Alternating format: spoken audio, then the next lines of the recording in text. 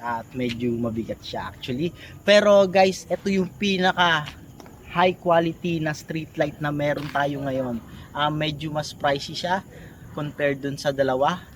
Pero yung ilaw na binibigay niya is 10 times more higher dun, kaysa dun sa dalawa.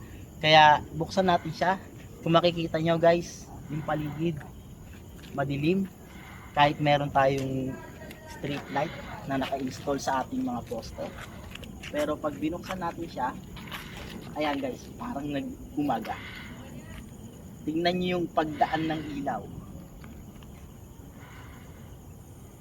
Diba? Ayun guys, itapat natin dito.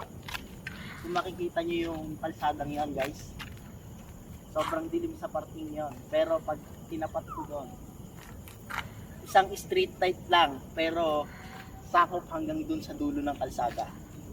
Diba? Oh.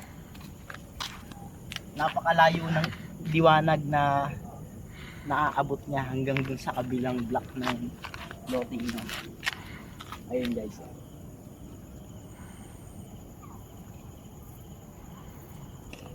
Diba?